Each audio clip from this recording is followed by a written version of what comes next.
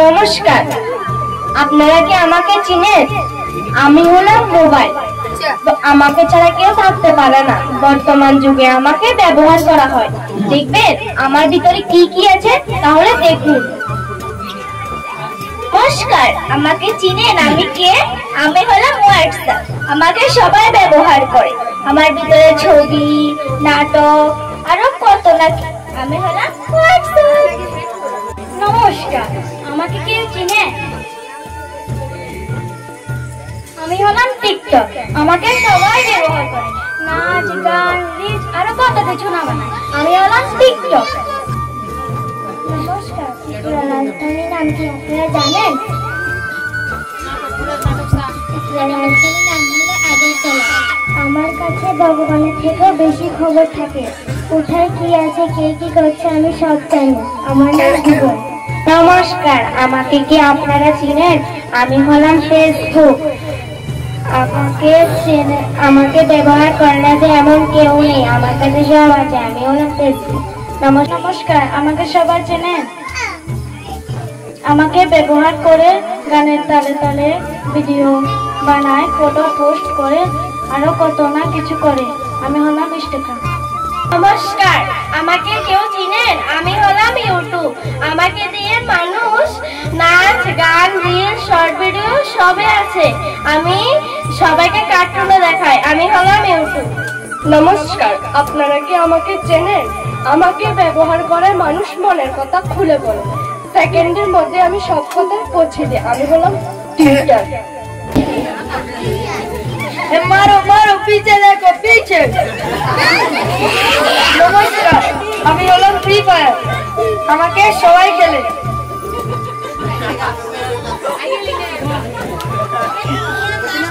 আমার পাদে যে একবার পাদে শেষ হয়ে যায়। আমি ফ্রি ফায়ার খেলেগা। ফ্রি ফায়ার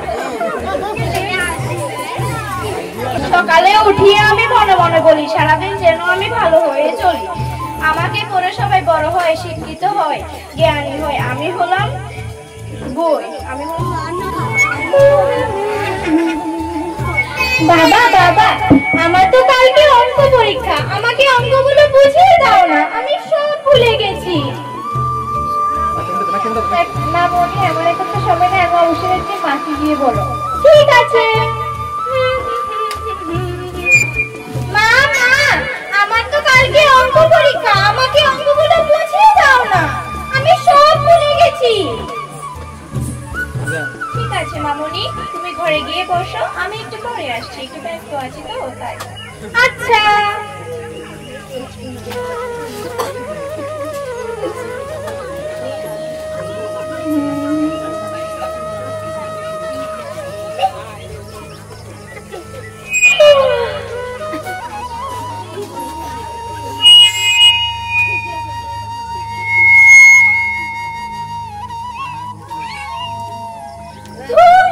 মাও আসে না, বাবাও আসে না, কারোর আমার জন্য একটু সময় নেই।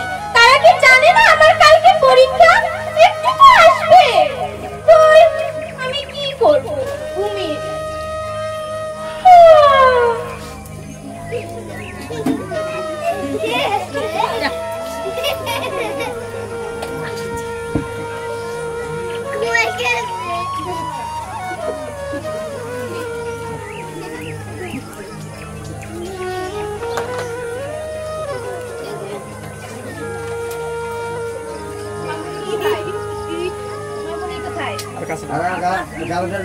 মামনি কোথায়?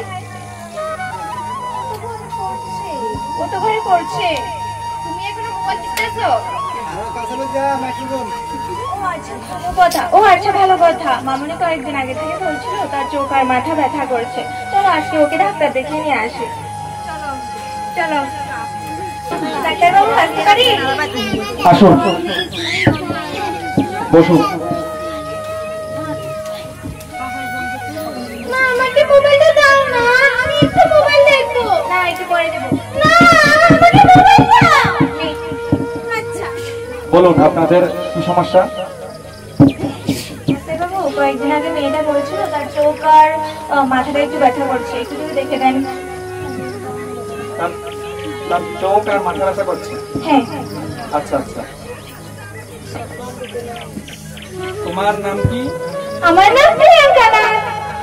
তুমি কোন ক্লাসে পড়ো? ক্লাস 2। ক্লাস 2 তে পড়ো? আচ্ছা আচ্ছা। তুমি সকালে কয়টার সময় ঘুম থেকে ওঠো? সকালে 7টা, কানাদের দিলে 8টা। 8টার সময় সকালে ঘুম থেকে ওঠো। ঘুম থেকে উঠে তুমি কি করো? ঘুম থেকে উঠে পড়ি। পড়াশোনা করো? হ্যাঁ। কতক্ষণ পড়াশোনা করো? 30 মিনিট। 30 মিনিট। আচ্ছা আচ্ছা। তারপরে পড়াশোনা করে কি করো? মোবাইল দেখি। পড়াশোনা শেষ করে আবার মোবাইল দেখো? আচ্ছা। এরপর স্কুলে যাই। স্কুলে যাও। তারপর স্কুল থেকে এসে কি করো? স্কুল থেকে এসে মোবাইল দেখি। স্কুল থেকে এসে মোবাইল দেখো। কেন তুমি খেলাধুলা করো না? আমার সঙ্গে তো কেউ খেলে না। তোমার সঙ্গে কেউ খেলে না? না। কেন? কারণ আমাকে তাদের সময় দেয় না। সময় দেয় না। হ্যাঁ। আচ্ছা আচ্ছা। তাহলে তুমি স্কুল থেকে এসে মোবাইল নিয়ে বসে যাও, হ্যাঁ। তুমি খেলাধুলা করো না। আচ্ছা, তুমি আমাকে বলো সন্ধ্যার সময়টা তুমি কি করো? সন্ধ্যার সময় একটু পড়ি। কতক্ষণ পড়ো? 2 ঘন্টা। 2 ঘন্টা পড়ো তুমি? হ্যাঁ। আচ্ছা আচ্ছা। সন্ধ্যার সময় 2 ঘন্টা পরে এরপরে তুমি কি করো? এরপরে মোবাইল দেখি, এরপর ভাত খাই, আবার ঘুমাই মোবাইল। 2 ঘন্টা পড়াশোনা শেষ করে আবার মোবাইল দেখো? আচ্ছা আচ্ছা আচ্ছা, ঠিক আছে। মামনি, দেখি তোমার চোখটা দেখি।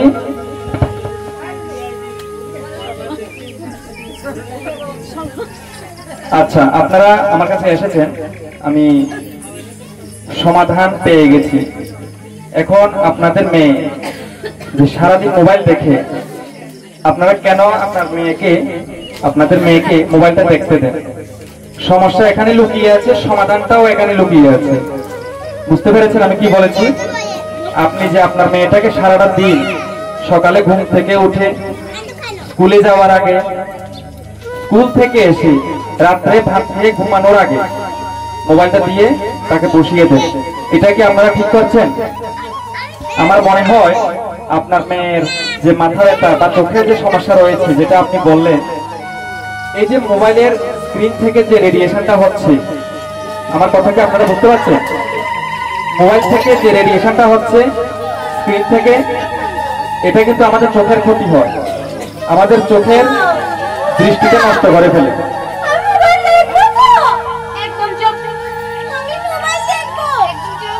মামনি, একটু শোনো, আমার কথা শোনো।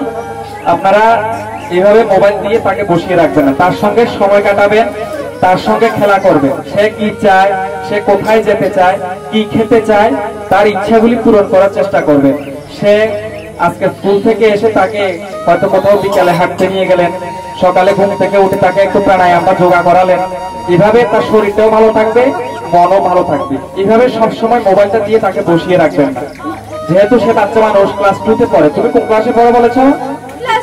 ক্লাস 2 তে পড়ো। ক্লাস 2 তে একজন বাচ্চাকে যদি আমি দিনের মধ্যে 6-7 ঘন্টা বা 5 ঘন্টা মোবাইল দিয়ে বসিয়ে রাখি, তাহলে তার বেশি দিন লাগবে না, কিন্তু তার চোখে চশমা লেগে যাবে আমার মতো।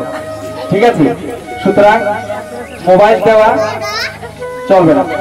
আপনারা কি এই কাজটা যদি করতে পারেন, তাহলে কিন্তু আশা করি আপনার মেয়ের সমস্যাটা সমাধান হয়ে যাবে। আর আমি কিছু ওষুধ লিখে দিচ্ছি, সেই ওষুধটা যখন তার মাথা ব্যথা করবে, প্রয়োজনে যদি কখনো বেশি মাথা ব্যথা করে, তাহলে তাকে ওষুধটা খাইয়ে দেবেন।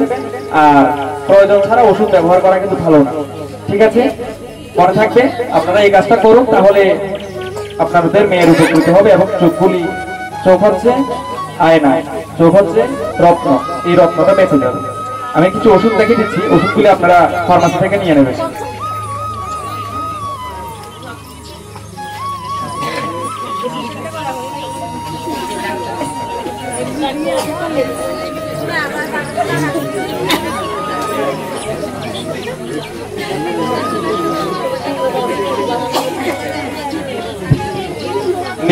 আপনারা এই ওষুধগুলি ফার্মাসি থেকে নিয়ে নেবেন।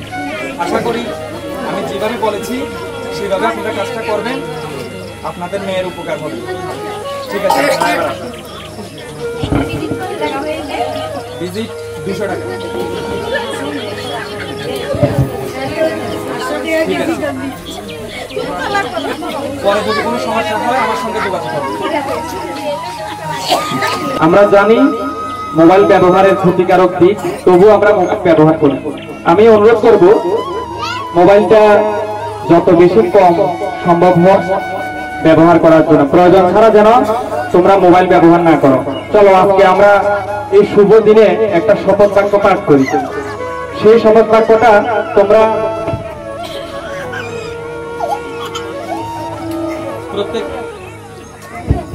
প্রত্যেক দিন বাড়িতেই মেনে চলবে। আশা করি তোমাদের সবার ভালো হবে। আমার সঙ্গে সঙ্গে তোমরা সবাই বলো, আমরা আজ থেকে শপথ করছি যে মোবাইল ফোন প্রয়োজন ছাড়া ব্যবহার করব না। মোবাইল আমাদের চোখের, শরীরের এবং মনের ক্ষতি করে। মোবাইল যতটুকু সম্ভব কম ব্যবহার করা যায়, তাহলে সবার উপকার হবে। আমরা আজকে শপথ করছি যে মোবাইল আজ থেকে আমরা ব্যবহার ছেড়ে দেব। সবাই আমার সঙ্গে বলবে, জয় হিন্দ, জয় হিন্দ, জয় হিন্দ। ধন্যবাদ। আমাদের নাটিকা এখানে সমাপ্ত হলো।